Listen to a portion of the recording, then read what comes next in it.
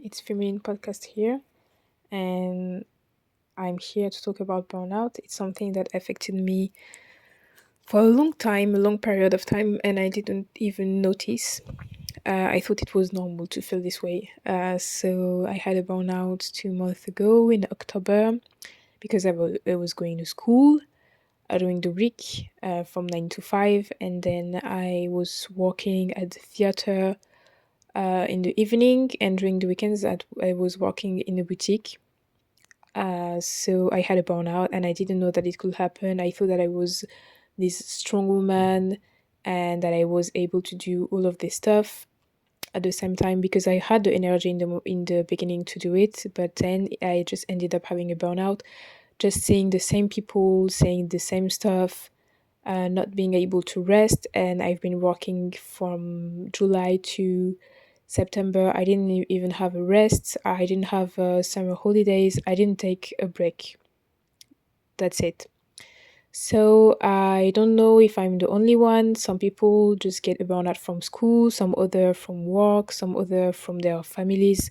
Um, I got it from work, and I ended up having it from school.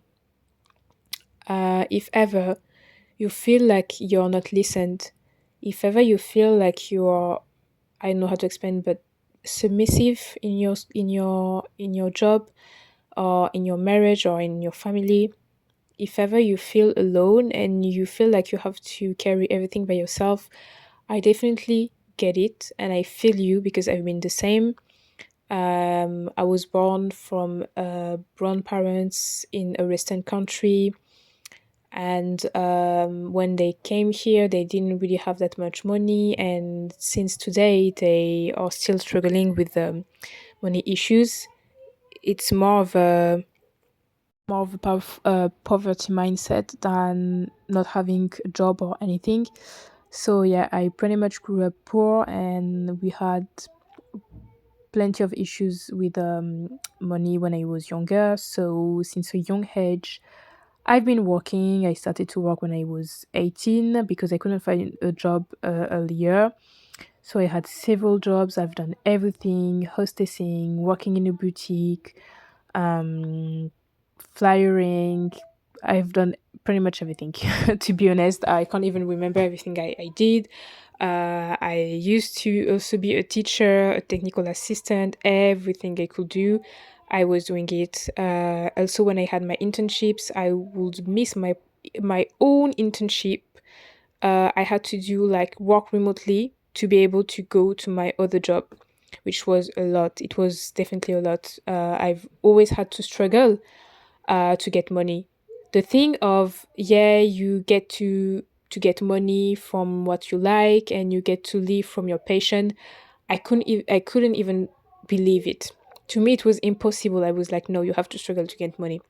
So I've always been struggling to get money. It has always been a big burden for me, and I felt so bad and I felt lonely, alone. I just felt like I had everything on my shoulders and I had to carry everything on my shoulders. I know if that makes sense because I was already an adult. I was like 18, so I had to, in a way, just figure things out and just do it for myself. But since a young age, I always felt like I was too much in the family. Sometimes I even felt that if ever I wasn't alive, if ever my parents didn't have me, they would probably have more money. And I was like, oh my God, that's horrible. It is so hard to get money.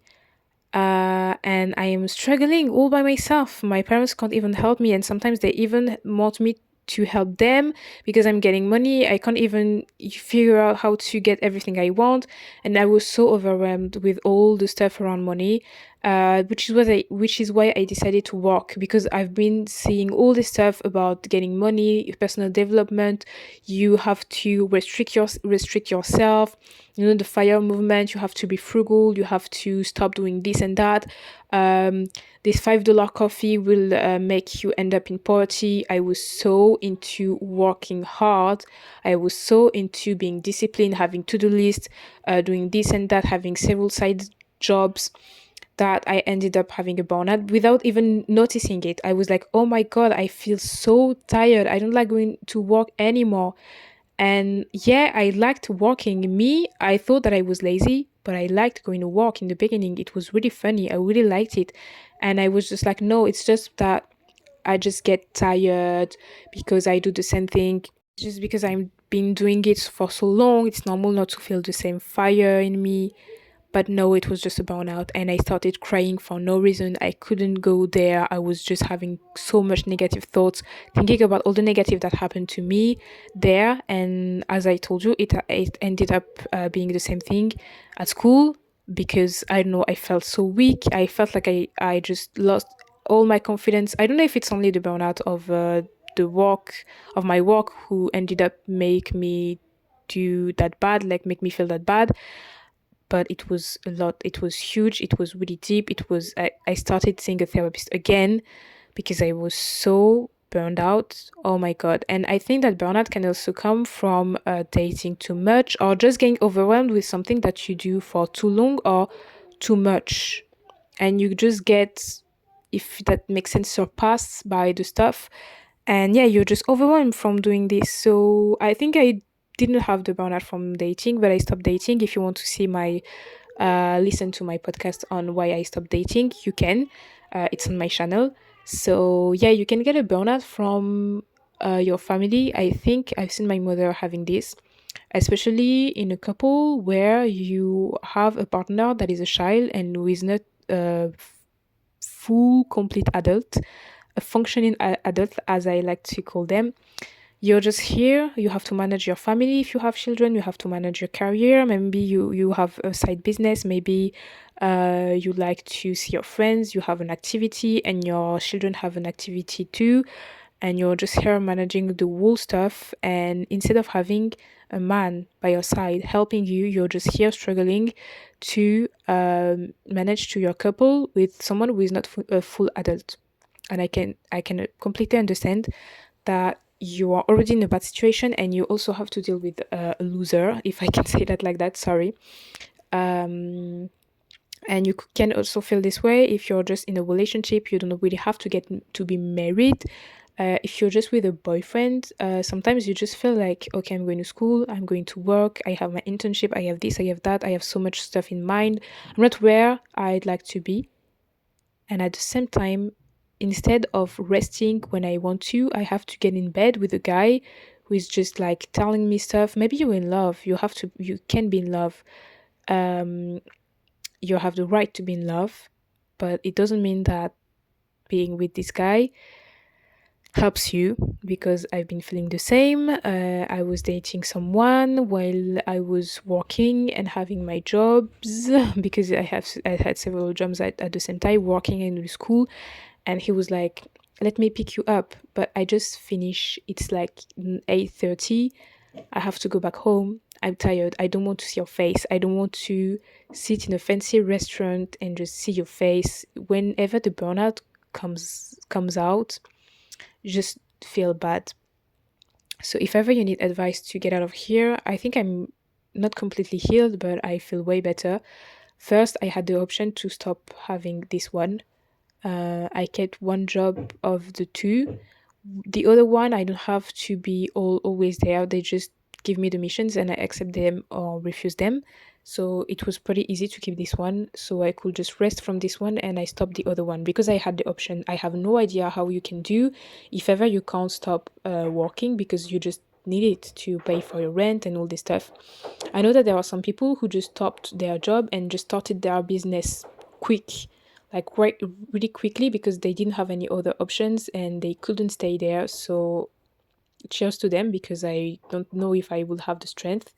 I will also make a video on my school situation because as I told you, the burnout from my student job just showed up to school. But yeah, I just healed by going back to therapy, stopping going to work. This is how I did it. If you can, I suggest you to do it, even though I really felt bad because I had so much plan. I was like, I'm gonna save this much, I'm going to invest this much. So I was really scared of just stopping.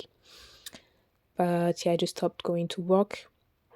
I started being overwhelmed of dating, so I stopped dating and I just decided to heal and to rest. Because whenever you're sick, I already said that in one of my previous podcasts, whenever you're sick, you just don't go out, network, find a boyfriend, or go to work. You just stay at home in your bed and you just rest. And this is what I decided to do, even if it's just affecting all the way of my life, every areas of my life. My parents don't even understand why I don't go to school anymore. I was just like, no, I will be resting for a week. I said that to the doctor, so I could be resting for a week, and it was way better. I went out. I starting, as I told you, my coloring pages. I went and see the therapist. I went to the cinema. I had a new passion. This is my new hobby. I went to the cinema. I cleaned my room. I took care of myself, scrubbing and all this stuff. So really take care of yourself. You have to practice self-love at a higher level. If you're struggling to do so, just start from where you are. And I think the easiest thing to do, it's not that easy because it can be really hard and you can even be crying from this, is writing some love letters to yourself.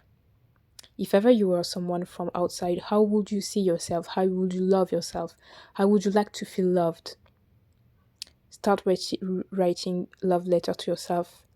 Seek therapy if you can, because I know that it's not free in every country. In my country, I can see a therapist for free, and I'm really grateful about that. Start having these grateful moments where you just sit and appreciate what you're feeling, appreciate the present moment, the food that you have, the showers that you take, everything that you do. You have to do it intentionally with a good intention and just feel it and be aware of what you're thinking at the moment and try to have all the positive thinking you want. But I think the major thing is just self-love, listening to your desires, listening to yourself, journaling, and just put on paper whatever you're feeling and just forget about what is happening. I have no other advice on. I can't really advise you if ever you can't stop it because it can be really hard. I'm the one who used to escape situations when it doesn't feel right.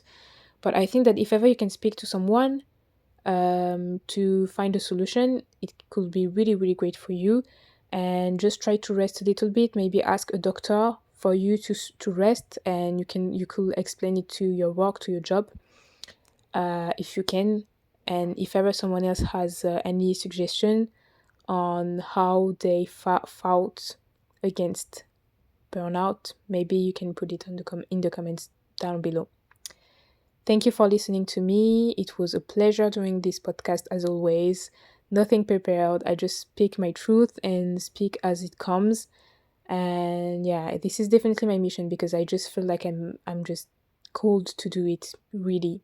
And I love and I enjoy doing this, and I hope you enjoy it as much as I do. So don't forget to like, subscribe, comment, share your stories, share the video. I love reading the comments sections, as I told you. Really, really don't forget to comment. It will be a pleasure helping the people who are still there and listening and reading from the people who managed to get out of it. So yeah, thank you for listening to me. See you in the next one, and I send you all my love. Thank you so much. Bye.